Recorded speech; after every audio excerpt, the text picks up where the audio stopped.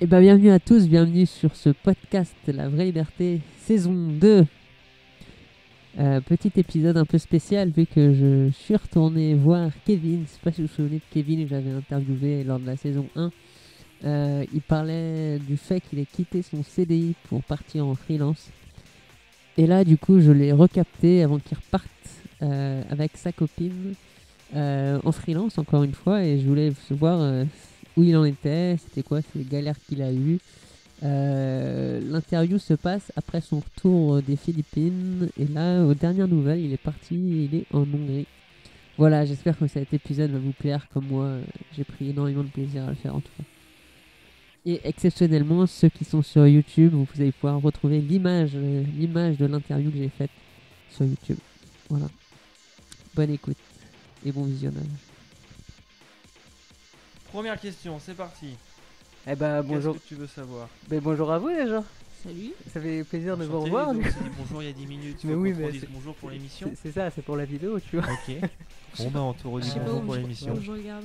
Vous pouvez me regarder au pire, comme ça, c'est pas très grave si vous me regardez en fait. Voilà.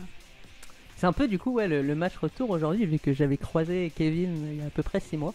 Et il parlait déjà qu'il avait 4 mois. 4 mois, c'est Ouais, 4 mois. 4 mois à peu près, ouais, c'était ça. Et tu parlais que tu avais quitté ton CDI pour te lancer en freelance et que tu te lançais du coup, et que après la prochaine étape c'était de partir. Et maintenant, du coup, racontez-nous ce qui s'est passé entre temps, du coup, ce que vous avez fait là-bas, rapidement, du coup. C'est à vous. Bah, on est parti aux Philippines pendant 3 mois. Et de base, on est parti avec des plans financiers, un peu des projets dans la tête. Et puis, ça ne s'est pas vraiment déroulé comme on l'aurait pensé. Mais finalement, les choses ont fait que ça a emmené sur de nouvelles choses. Explique. Ouais, donc du coup l'objectif, t'avais dit là pour rebondir sur la première vidéo, c'est que voilà, c'était de quitter vraiment le monde du salariat, CDI, CDD et tout, voilà, le métro boulot dodo, pour du coup d'essayer de devenir indépendant et de cette façon être indépendant pour essayer de voyager où on veut, quand on veut, etc. Donc d'être vraiment libre. Ça rejoint l'émission La Vraie Liberté. Yes. Donc pour ça, j'ai envie de dire que c'est simple, mais elle va m'engueuler. Il suffit d'avoir des compétences que vous vendez sur internet. Et c'est ce qu'on a essayé c'est ce qu'on a mis en place aux Philippines. Ça marchait, tant mieux, parce que sinon on se retrouvait à la rue. Donc on a pu voyager 3 mois aux Philippines, tranquillement, en travaillant à côté. Donc c'était pas des vacances, hein. Ces 3 mois aux Philippines, c'est pas des vacances, c'était du boulot à l'étranger dans un cadre paradisiaque. C'était l'objectif cherché, ce qu'on disait dans la vidéo suivante. Parle au micro. Oui, voilà. C'est ce qu'on Combien disait. de fois C'est ce qu'on disait dans les autres vidéos. Bah voilà. Je suis pas entièrement contre l'idée que ce soit simple, parce que c'est simple. Moi, ça va faire 1 an que je suis en freelance, et au tout début, j'ai eu 15 jours où j'ai rien eu, mais les clients sont tombés comme ça un peu. Alors Kevin dit oui, c'est hyper simple, mais c'est pas aussi simple que d'aller acheter du pain, mais c'est pas compliqué. Et quand on veut le faire, on peut le faire. Ça me fait un nez rouge. Mais du coup, l'objectif de base, est-ce qu'il a été accompli sur place? L'objectif de base, c'était de trouver des clients. Oui, on a trouvé des clients. Voilà. Oui. Est-ce que ça s'est fait dans la simplicité et dans la non-douleur? Non. Je dirais que oui, parce qu'on a cherché que 2 semaines, on a trouvé en 2 semaines. C'est vrai, Alors, oui, sauf qu'on s'est un peu on a retrouvé dans la trouvé galère. 2 en 2 semaines.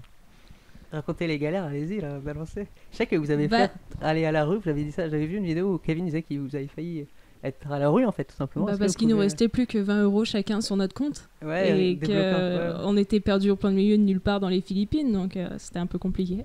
Comment vous avez fait pour rebondir et du coup pour... On a Alors, eu la chance. On s'est mis dans la rue par terre et on a tendu la main. Et on a. Ça marche. Non. Non, c'est juste qu'on a eu la chance qu'à ce moment-là, on était dans un hôtel où il y avait la fibre. Et du coup, on s'est mis sur Internet et on a postulé. On a fait que ça tous les jours. En Et fait- ça a fini par payer. En fait, ce qui est bien, c'est que sur Internet, vous avez des sites et Upwork notamment qui regroupent plein d'annonces de clients qui cherchent des gens en freelance. La freelance, ça sert à ça sert à capter, à vendre sa compétence via Internet. Donc du coup, Upwork regroupait plein d'annonces clients et il nous fallait absolument Internet. Donc il fallait absolument qu'on se retrouve dans un hôtel avec la fibre ou avec un minimum de connexion viable pour qu'on traite avec des futurs clients.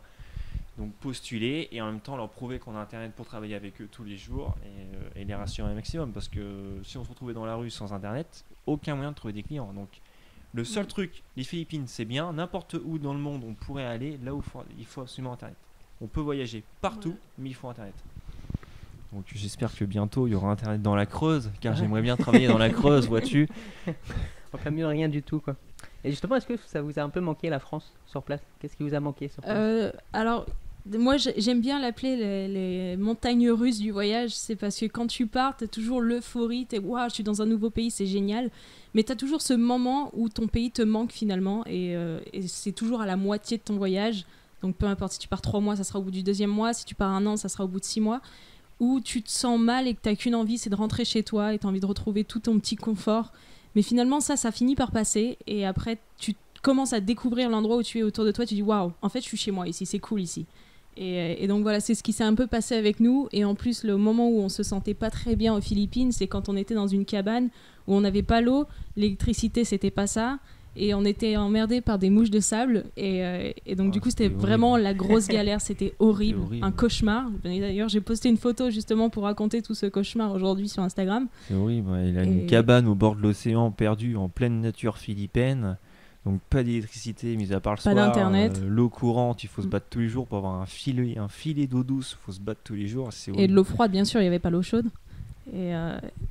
Et donc, mais après, c'est pas que ça les Philippines, hein. Il y a quand même des villes où c'est civilisé, hein. Faut pas croire que non, il y a eu des bons et des bonnes et mauvaises expériences, et en règle générale, c'est une bonne expérience les Philippines. Oui, c'était une très bonne expérience, mais disons que à ce moment-là même, on avait vraiment envie de rentrer en France, mais bon, c'est vite passé. C'est le petit confort français quoi qui vous manquait, c'est ça l'eau courante et l'électricité. Je rêvais d'une douche chaude, tu peux même pas imaginer. Et la bouffe, comment c'était la nourriture là-bas sur place? Apparemment, c'était un peu... On en avait vraiment marre. Ouais. Vraiment marre. Mais franchement, vivre aux Philippines, c'était génial, à part la bouffe. Voilà, vraiment juste ça. Ne venez pas aux Philippines pour la bouffe. Venez pour la plage. Le poulet riz, c'est bon. Tout. Venez pour les gens, venez pour la plage, venez pour les montagnes, mais ne venez pas pour la bouffe. Allez au Thaïlande ou au Vietnam pour la bouffe. Mais les Philippines, c'est pas connu pour la bouffe. C'est du poulet riz, mais sec le riz. Et du poulet frit toujours, voilà. L'avantage c'est que c'est pas cher quoi, c'est ça. C'est pas cher certes, mais riz matin, midi, soir, faut aimer quoi. Ouais, mais au final on s'y fait. Ça fait chier, mais on s'y fait. À la fin, j'ai préféré prendre un poulet riz que de tester un burger parce que je savais que le burger allait être dégueulasse. Je savais que le poulet riz allait être bon. C'est une petite règle que j'aime beaucoup respecter aussi quand je suis à l'étranger, c'est tout ce qui ressemble à la maison n'est pas comme à la maison. Et c'est dès qu'on essayait quelque chose qui ressemblait à la France, c'était dégueulasse. Des pâtes carbo, mais elles sont dégueulasses. Ou le joli croissant, donc, il est finalement, dégueulasse. Le poulet riz est très bon. Le poulet riz était parfait à côté d'expériences occidentales. Pâtes carbo, pâtes bolo, les pizzas, tout ça, c'était pas bon. Ouais. Ça coûte cher, en plus, c'est pas bon. Pour rebondir sur votre voyage à deux, est-ce que ça apporte quelque chose d'être à deux pour voyager justement? Beaucoup, parce que moi je l'avais déjà fait auparavant où j'étais partie. Bon, j'avais un travail, j'avais du monde qui m'entourait, mais quand on est seul, c'est vraiment pas la même chose. Il y a des moments où on n'est pas bien et finalement on se retrouve seul et on n'a personne avec qui parler et qui va nous comprendre surtout. Alors que là, dès qu'on n'allait pas bien, on se comprenait, on savait ce qui allait pas ou quand on allait bien, justement, on profitait ensemble. À deux, ouais, c'est ça l'avantage de voyager à deux, c'est que quand t'es dans la merde à deux, et quand c'est cool, tu profites à deux. Donc, voilà. Et quand on avait certaines galères, on a quelqu'un sur qui s'énerver aussi. Ouais, ça c'est cool ça. Vous vous soutenez un peu en fait, c'est ça? Oui, voilà, c'était le soutien, mais on savait que ça allait être dur, on savait qu'il y a certains moments on allait se détester, et on savait qu'il y a d'autres moments on allait vraiment profiter d'être ensemble. Ce qui est cool, c'est que quand t'es dans la merde, t'as deux cerveaux disponibles pour essayer de te sortir de la merde. C'est ça qui est génial. Si Mélanie n'arrive pas à faire quelque chose, hop, je prends la relève, elle se repose, moi je prends la relève, etc. De toute façon, quand t'as plusieurs cerveaux, tu peux toujours aller beaucoup plus loin, forcément. Ouais. Je vois pas trop comment finir cette phrase. Mais... du coup, j'avais demandé à poser des questions, et du coup j'ai une question qui se disait de comment se balader du coup main dans la main et s'embrasser. Ça vient de qui cette question? C'est vu comment par les Philippins. Ça vient de Anthony. Mauvaise question, Anthony, c'est nul. C'était quoi la question, pardon? C'était comment c'était vu en fait le fait de se balader peut-être main dans la main, peut-être que c'était mal vu en fait. Main dans la main. Ouais, non, mais franchement, n'importe quoi. On a eu au début on n'osait pas trop le faire parce mais voyage, Anthony. Anthony, je vais te répondre sérieusement. Non, au début, on n'osait pas trop le faire parce qu'on savait pas si c'était bien vu ou pas. Et finalement, en se baladant dans les malls, parce que oui, il y a énormément de malls, les centres commerciaux, et les gens le font. Et les Philippins se baladent en amoureux, donc il n'y a pas de souci. Donc, Ils se retrouvent sur un banc public à se bicoter toute la journée. Il y a même des gays qui se promènent main dans la main. Je veux dire, même les gays ne se cachent pas aux Philippines. C'est un pays à 80% où il y a des chrétiens. Il y a juste une île au sud où il y a peu de musulmans. Mais voilà, c'est une île chrétienne où la tolérance, elle est là. Vous pouvez venir comme vous êtes. C'est un McDo géant. Il y a l'égalité homme-femme, ça m'a beaucoup surpris. Très peu de machos parce que. Il y a autant de femmes au pouvoir que d'hommes au pouvoir. Et comment ils sont vus du coup les étrangers, en l'occurrence les Français là-bas, vous êtes vus comment? Money. Voilà, on nous voit comme des blancs. porte-monnaies ambulants. Ouais. On a toujours droit au prix du blanc, parce que t'es blanc, ça sera 20 ou 30% plus cher. Ouais. Et voilà, c'est ça, ce sont ces pays du tiers-monde. Mais finalement, ils sont assez ouverts, ils sont curieux, et ils aiment savoir où on va, qu'est-ce qu'on fait, et puis ils sont assez ouverts quand même, ils sont gentils, ils sont pas méchants, je me suis jamais pris t'aider, voilà. Ils viennent t'aider forcément, ils voient, à un moment on était dans la rue, on était un peu paumés, on attendait un bus, on trouvait pas le bus. T'as 36 000 Philippins, hey, tu vas où? On va là, ok, c'est bon, c'est par là. Alors après, ils viennent toujours nous aider. Les Asiatiques savent pas dire non, donc quand ils savent pas vraiment répondre, ils vont pas dire non, je sais pas, désolé, ils vont inventer une réponse. Mais on nous aidait quand même et on arrivait finalement toujours à trouver notre chemin ou à trouver ce qu'on voulait faire. Voilà. Ils ont pas trop peur en fait, c'est ça quoi, ils sont plus ils sont chez eux en fait, donc ils sont contents de voir des gens différents parce que nous on nous le disait souvent, vous êtes différents. Oui, on était différents parce qu'après on n'était pas dans des lieux touristiques, on était vraiment dans des lieux. Kevin, tu fais des conneries, non? Non. On était dans des lieux, on voulait être au milieu des locaux, donc forcément oui, on était un peu différents et ils n'avaient pas l'habitude de voir beaucoup trop de gens. C'est vrai que quand on traversait la campagne en dehors des sites touristiques, t'as un coup, il y a tout le monde qui nous regarde, qui nous font coucou à chaque fois, coucou, parce qu'on est un peu l'attraction du jour, quoi. Limite un peu zoo, tu vois, les gens. Mais des fois, on se mettait à manger, les gens regardaient Mélanie et se posaient et regardaient Mélanie, hein, les enfants surtout. Oh, une blonde, oh, la regarde manger, oh, t'as vu ça et tout. Ça a la même bouche et tout, bref. C'était un peu, des fois c'est un peu chiant l'effet zoo, tu vois. Ça nous est arrivé des fois où on sortait, on n'était pas dans le mood, on n'était pas d'humeur et le fait de se faire tout le temps regarder, c'était vraiment pénible et on a vécu une rate, c'était de rentrer dans l'hôtel. Ouais, voilà. Est-ce que vous avez des anecdotes croustillantes à partager avec nous sur votre aventure? On leur raconte la fois où tu m'as dit qu'il fallait que 2 heures à pied pour aller à Batad et qu'en fait il fallait 6 heures et qu'on avait 15 kilos sur le dos et qu'on avait très peu d'eau et qu'une barre de chocolat et qu'il faisait 40 degrés. C'était juste une petite rando dans la montagne. Dans les montagnes. Grosse rando dans la montagne où la carte me disait 2 heures et on n'avait pas internet, on n'avait rien du tout. Sauf qu'en fait il fallait un bon 5-6 heures dans la montagne bien pentue pour rejoindre un autre village. Et là c'était cool. Non, en fait, on a mis bien un bon 4 heures. On n'a pas mis 6 heures. Mais c'est le retour, on a mis 5 heures. Ouais, le retour, on a mis un peu plus de temps. Mais on s'est fait accoster par un camion qui transportait des cailloux et il nous a gentiment amenés jusqu'au bord de la route. C'était Pékin Express, c'était marrant. Ouais. On a arrêté les camions, on essayait de gratter. Mais c'était vraiment une grosse galère parce que moi, en plus, j'avais arrêté le sport 6 mois auparavant. J'avais plus rien dans les jambes. J'avais plus de cardio. Et c'était vraiment très, très dur physiquement et moralement. Mais quand tu arrives et que tu vois Batad, les rizières, tout ça, c'était magnifique. Tu oublies tout ce que tu as fait auparavant, quoi. Je regrette qu'on n'ait pas réservé beaucoup plus de temps dans ce petit village. Il y a aussi une autre anecdote. Il y a aussi la fois où on a bu une boisson locale en street food. Oui. Et on a eu tous les deux la tourista. Oui. On a touché un anaconda. Il nous a fait des petits bisous. Non mais ça c'est vrai, on a vraiment touché un anaconda, c'était sympa. On a vu des singes, ils nous ont fait les poches pour piquer toutes les cacahuètes qu'on avait sur nous. Yes. On a fait un peu de Pékin Express comme tu as dit. On a nagé dans des endroits remplis de méduses qui étaient soi-disant friendly comme disaient les gens. Allez-y, allez dans l'eau. On est arrivé dans un endroit où on nous a dit attention, il y a plein de méduses, réservez des kayaks. On a réservé des kayaks et en fin de compte il y avait très peu de méduses et un autre endroit où il n'y avait pas le choix que mais beaucoup de méduses. Voilà, et on n'avait pas le choix que de nager et c'était rempli de méduses et voilà, bon, on a réussi à pas se faire piquer. Ouais. Je pense qu'elles étaient friendly parce que vu la quantité de méduses qu'il y avait, Non, forcément non, il y en a qui a dû me toucher. On oublie un truc. La grotte de Sagada. Ah oui, c'est la plus grosse La anecdote. grotte où on a vraiment pensé qu'on allait mourir. On a mais failli mourir sincèrement. dans une grotte aux Philippines. Je crois que On- j'avais vu les vidéos que vous aviez mis, c'était ça là. Oh non, on a- non, c'était pas là. Il y a pas Sur de vidéo. Instagram, j'ai fait une story Ouais. longue. Pardon, sur Avec quel Instagram, plan j'ai fait une story longue. C'est pas grave. Horrible. Une grotte de.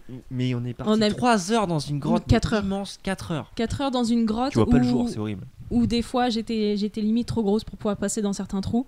Et on n'avait pas de protection, rien, pas les de chaussures casque, adaptées. Pas de lumière. Le guide portait des tongs, pour te dire. Pas de casque, pas de Normal. lumière. Le mec, il portait un espèce de flambeau. Comment t'appelles ça? Il avait une lampe à huile. Une lampe à C'est huile. tout. Et des fois, il nous Une disait lampe à huile, 4 pélos, une grotte. On Des traverse fois, des il nous rivières disait- souterraines. attention, parce que là, si vous tombez, vous mourrez. Mais voilà. Mais vraiment, il y avait un trou de. Je voyais pas le fond. Je peux pas te dire combien de mètres il y avait. On voyait pas le fond. Voilà. On longeait une paroi. Il y avait un énorme trou. Et le mec il fait. Tu te tiens bien là. Tu glisses, t'es foutu. Et tu Ah. sais ce qui est drôle, c'est qu'à un moment donné, il nous regarde, il fait c'est votre première fois dans la grotte? Et ben moi aussi. Le guide qui nous dit c'est la première fois. Bon, ouais, c'était pour la petite blague. C'est Charlatan. pour Il, ça, il du avait une coup. tête de pervers en plus, c'était un peu Puis bizarre. on se rend, et là on traverse des rivières souterraines, on a de l'eau jusqu'aux genoux, ça fait 2 heures qu'on est dans la grotte, on en a marre. On était trempés de chez trempés, on savait pas du tout qu'on allait. On n'en pouvait plus, à la fin on n'en pouvait plus. C'était marrant. Mais on pensait vraiment qu'on allait On a failli mourir. mourir mais c'était marrant. Mais du coup, vous avez tout planifié en amont ou c'était sur place, vous voyez ce que vous Non, feriez sur c'était place? souvent au jour au jour. Ouais. Faut pas trop réserver à l'avance dans ces pays-là parce que tu peux avoir de très mauvaises surprises dans les logements. Donc généralement ils te disent toujours si tu veux faire un check-in. Donc tu vas regarder la chambre et si la chambre elle te convient, tu dis ouais, ok je la prends. Donc ça tu es sûr de savoir ce que tu loues. Ça nous cher, arrivait. Parce que des ouais. fois c'est catastrophique les Ça chambres. nous arrivait de réserver, d'arriver et de dire mais c'est quoi cet hôtel? C'est Non, nul, on veut donc, pas. Enfin, on veut pas du tout. Et... Donc on évite de réserver à l'avance dans ces pays-là. C'est peut-être moins cher sur place non, que sur Oui, internet. c'est Et en beaucoup plus- moins cher. Non, parce que Ça dépend. il y a certains hôtels où ils nous ont dit allez réserver en ligne, c'est moins cher. Donc Est-ce Donc que ouais, faut pas trop. Ouais. Est-ce que vous avez eu d'autres galères pendant votre petit séjour? ah oui, il y en a eu plein. En fait, je me disais toujours bon cette semaine il n'y a pas eu de galère, c'est quand qu'elle arrive. Et des fois elles étaient toutes petites, elles étaient légères, mais il fallait toujours qu'il y ait un petit moment de galère. Quand ça allait trop bien, c'est que ça sentait pas bon. Donc ouais, on a, Ouais, une galère, une autre on a- galère. des grosses galères, on n'en a pas eu beaucoup, mais des petites galères, oui. Bon après celle de l'argent, financièrement c'était une galère comme une autre. Une des plus grosses. Ouais. Une des plus grosses, ouais. La cabane où vraiment on était mordu de partout par les mouches de c'était- sable c'était et horrible, franchement notre peau a mis 3 semaines à s'en remettre et j'ai encore certaines cicatrices, voilà. Vous avez pensé à abandonner un moment ou pas? Non, Non. même pas. Non. Pas du- Bah il n'y avait pas le choix sinon Ah. parce que si à la limite quand on n'avait pas d'argent mais on pouvait pas payer le billet d'avion de retour donc Quand on n'avait pas d'argent, j'avais hésité à dire allez, j'en parle aux parents et on prend le billet de retour un peu plus tôt, on essaye de l'avancer, bref. Mais sauf que mes parents venaient la dernière semaine où on devait partir. Donc bah, pas le choix, mes parents viennent, je reste jusqu'au bout quoi. Tant mieux. pas un seul moment je me suis dit que j'allais rentrer plus tôt. Oh. Bah disons que par fierté je voulais pas en parler à mes parents pour les problèmes d'argent et donc voilà. Et les Philippines, juste un truc aussi qu'il faut dire, dans les Philippines, ça ne parle pas forcément anglais. Ça parle anglais, mais ce n'est pas automatique. Il y a des endroits vraiment perdus dans la campagne, ça ne parle pas du tout anglais. Vous avez fait comment C'est du un coup? pays anglophone. Enfin, Avec c'est pas un Banteng pays la anglophone. Laiki. Langage des signes ou comment vous avez fait? Non, il y a certains mots, j'ai appris certains mots de tagalog, mais après ils comprennent vraiment le Salamat, salamat pour dire merci. Enfin, après ils comprennent un peu la base de l'anglais aussi. Mais ouais, l'anglais, il a appris direct à l'école. Tous les panneaux sont affichés en anglais, mais là, ils ne parlent pas du tout C'est la anglais. deuxième langue officielle du pays. Toute l'administration, c'est l'anglais qui C'est vrai que est, de qui est base, on utilisé. était venu là-bas pour justement parce que ça parle anglais. Parce que l'avantage, c'est que voilà, en pleine campagne aux Philippines, il y a toujours un pélo qui va parler anglais. Alors qu'au Vietnam, Thaïlande, c'est C'est pas vraiment forcément dès le que, cas. dès que tu quittes les zones touristiques, c'est catastrophique. Mm. Plus personne parle anglais. Donc, non, c'était quand même assez agréable que tout le monde parle. Et puis le cinéma aussi, on a fait des films philippins. C'était en anglais, c'était parfait. Le On a cinéma regardé beaucoup plus Avenger. confortable qu'en France en plus. On a regardé Avenger au cinéma, c'était parfait. Ça parlait Ouais. qu'anglais. Pour moins cher en plus. Pour moins Pour cher. 2 euros la clairement. séance. Mais du coup, le niveau de vie, ouais, là-bas, on en a pas trop parlé, mais comment c'est beaucoup moins cher ou... Ça dépend vraiment sur quoi. Si tu veux acheter des trucs occidentaux, bah là ça sera très cher ou ça sera le même prix que ce soit en France ou aux États-Unis. Par contre, sinon tout le restant, oui, c'est moins cher. La bouffe, c'est moins cher. Le logement, c'est moins cher. La bière. Tu veux, en gros, L'alcool, on n'a en pas gros, vraiment pour essayé. 600-700 euros par mois, tu vis. Voilà. 600-700 Ouais. euros par mois, tu vis en bouffant tous les jours à l'extérieur, en bouffant tous les jours dans la rue. Par contre, il faut que tu bouffes local. Hein. À ce Et, prix-là, il et faut manger vaut local. mieux même manger dans la rue que de se faire ses courses soi-même parce que sinon ça revient plus cher. Parce qu'on essayait de se faire des pâtes carbo ou des pâtes bolo et du coup Ouais, ça ça coûte revenait cher, toujours ouais. plus cher en fait que de manger un poulet riz. Un bon poulet riz. Est-ce Ça que me- c'est ça me galère manque. du coup de créer son entreprise à l'étranger et de faire du business à l'étranger ou pas? Du tout. Non, à part peut-être Merci les Internet. Oui, non, après, oui, si c'est pour faire internet, oui, mais sinon, monter un business aux Philippines, c'est un peu plus chiant. Ah non, alors oui, il faut pas. Si tu veux monter, la question c'est quoi? Est-ce que c'est galère de créer sa boîte quand on bosse à l'étranger? Ah bah non. Si tu l'as fait tu sur gardes ta internet, boîte non. française. Il faut faire un truc français. Tu gardes ta boîte française et tu voyages à l'étranger. Parce qu'il y en a plein qui se disent ouais non c'est galère de monter sa boîte et tout, je préfère pas le faire. Non mais on C'est- a en France vous avez le statut auto-entrepreneur et c'est génial. Oui. C'est vrai, les papiers, il y en a pas trop, ça va. Non, autant C'est un peu chiant pour payer ses impôts parce que je l'ai toujours pas fait. Et je ne Menteur. sais toujours pas. Mais non, je peux pas payer mes impôts. Ah oui, c'est vrai. Bientôt, Oui, il bientôt. va se prendre des 10% dans la tronche, quoi. Et oui, il faut penser à changer l'adresse. Et donc, du coup, non, il y a juste, et encore, la France c'est pas le meilleur pays pour être à son compte. Mais en tout cas, l'auto-entrepreneur c'est Pour vachement démarrer sympa. en C'est France, très bien, c'est ça très se fait simple. en une semaine. Ouais, 15 jours, le temps de recevoir les Ouais, papiers, 15 tout ça. jours. mais- 15 jours vous montez votre boîte et puis après c'est parti. Easy quoi, facile. Ouais. Ouais, mais alors sachant qu'il y a des jours, il y a des pays comme l'Estonie qui est dans l'Union Européenne, c'est 3 jours.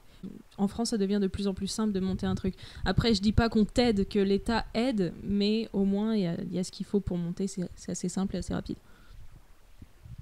C'est quoi vos prochains objectifs et vos prochains pays du coup pour, Alors là, on part un petit week-end à Dublin et ensuite on part au Monténégro pendant 3 semaines. Et ensuite, ce qui est prévu, c'est de faire 6 mois à Budapest. À moins de 6 mois parce qu'on va partir en décembre. Moins de 6 mois, ouais. Début janvier on partira en Taïwan. Mais du coup Budapest, oui. On va à Taïwan. Bah oui, Ok. aujourd'hui on va à Taïwan.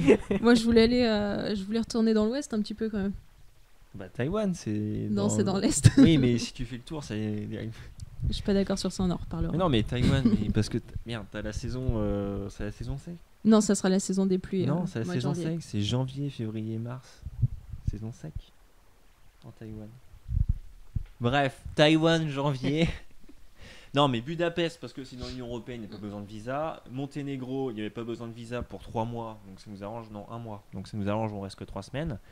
L'avantage de l'Union Européenne, c'est que vous pouvez vivre dans n'importe quelle ville, du moment que tu es dans l'Union, tu n'as pas besoin de visa et tu peux y loger sur le long terme, donc ça c'est vraiment cool.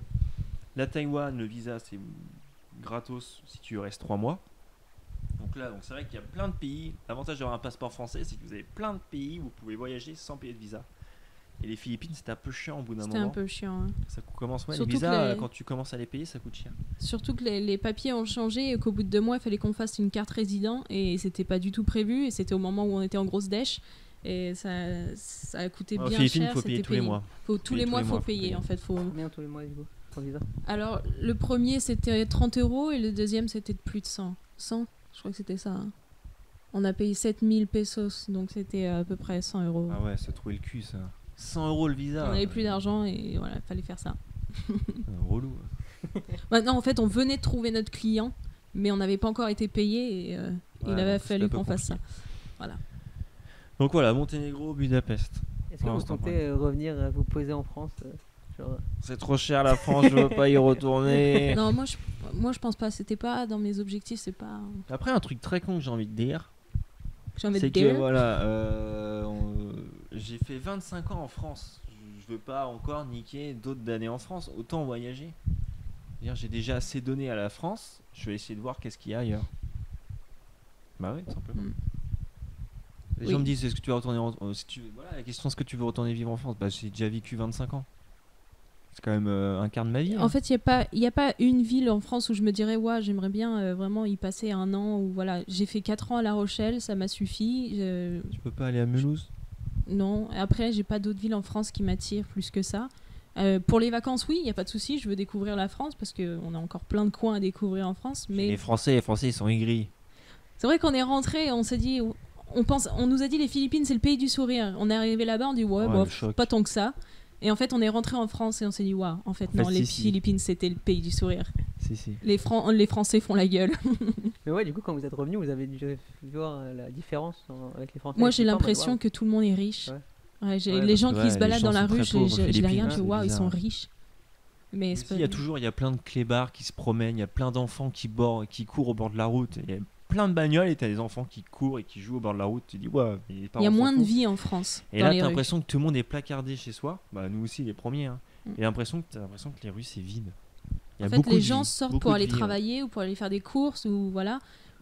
À La Rochelle, si, il y a les terrasses, donc ils vont pour profiter un peu, mais il n'y a pas d'enfants qui jouent, il y a pas de... La vie n'est pas dehors, la vie est chez soi en fait.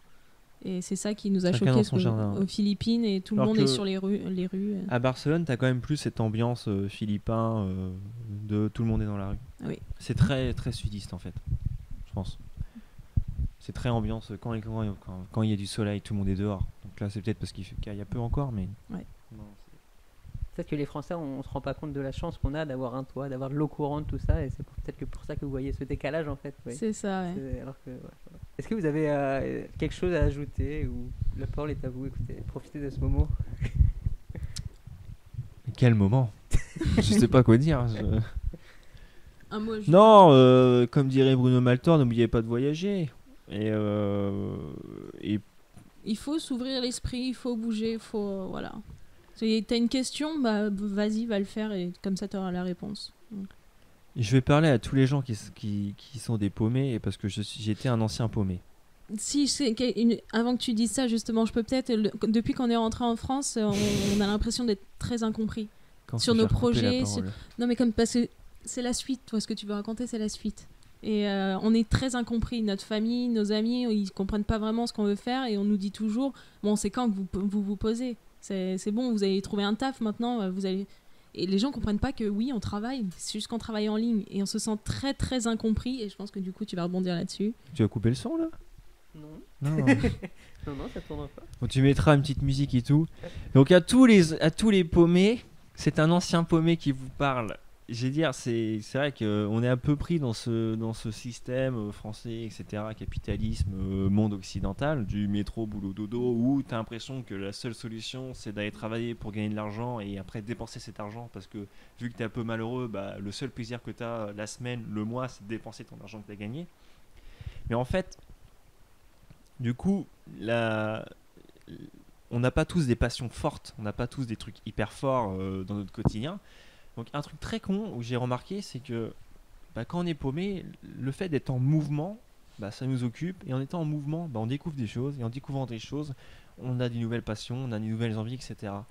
Et ça m'a fait penser un peu aux jeux vidéo. Quand vous jouez dans un jeu vidéo, quand vous êtes dans un jeu vidéo, que ça soit un RPG, un Skyrim, un Zelda ou un GTA, tu restes pas dans ta ville, tu vas aller voir la ville d'après, tu vas aller voyager, tu vas aller traverser la rivière, tu vas aller traverser la montagne, tu vas aller voir ce qu'il y a de l'autre côté.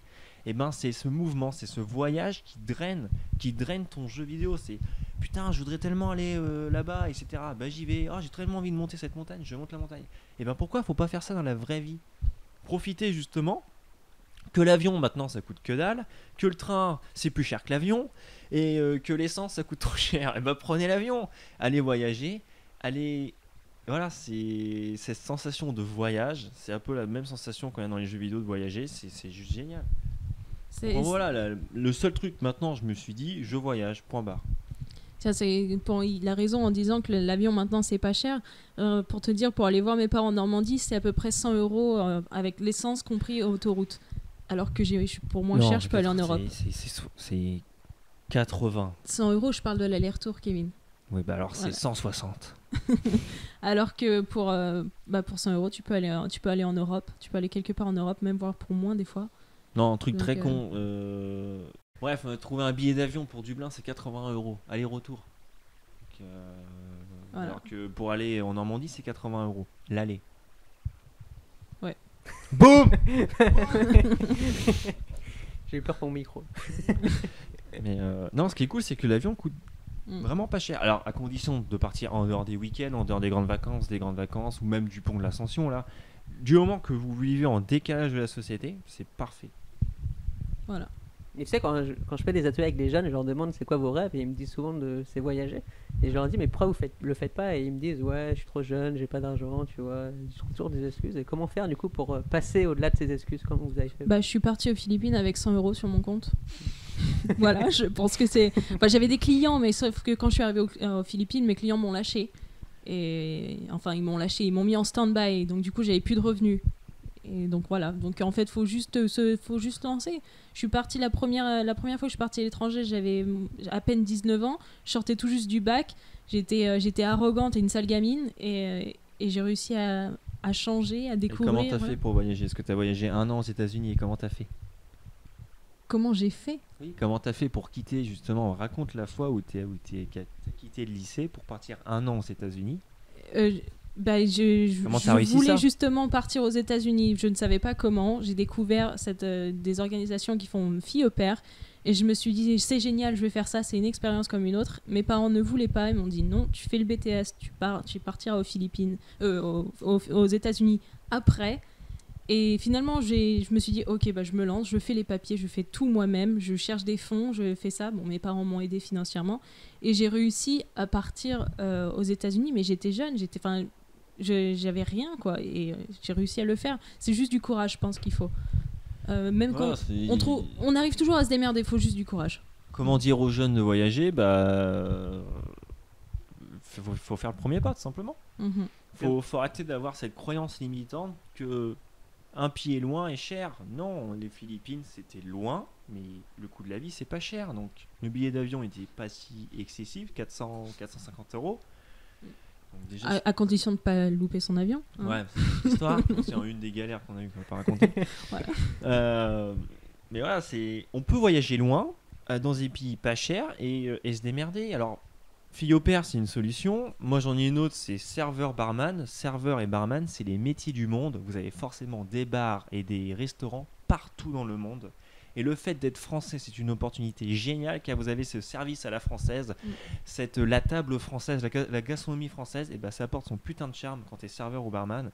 Tu dis je suis français avec un bon accent et puis ça passe quoi. L'entretien en bouche ça passe. Donc c'est triste à dire mais il n'y a pas d'excuse de ne pas voyager.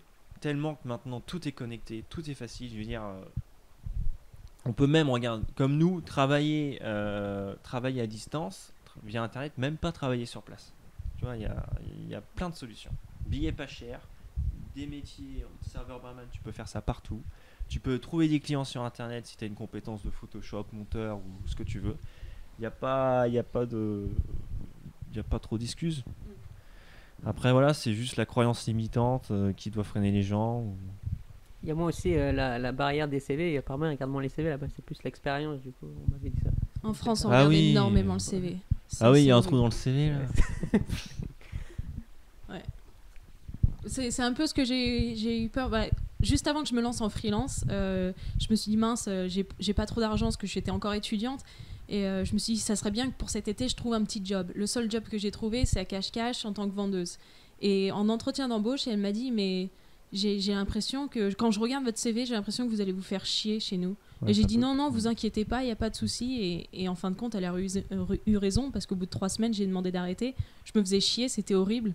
Et c'est après ça où je me suis dit, bon, bah, pour moi, finalement, les petits jobs étudiants comme ça, c'est fini, il faut que j'arrête. Tant pis, bah, je me mets en freelance. Il me restait encore 1 année d'études. Bah, à côté, j'ai commencé la freelance.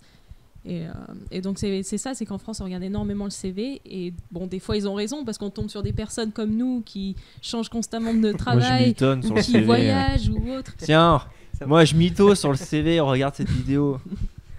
Ça me rappelle moi quand les gens ils voient mon CV, mais les recruteurs ils ont trop peur que je me barre vu que j'ai plein Clairement, d'expérience. Du coup. moi aussi. C'est ça. Mais c'est qu'aussi des fois on se cherche, il y en a ils se cherchent et ils savent pas ce qu'ils aiment et que du coup ils essaient plein de trucs.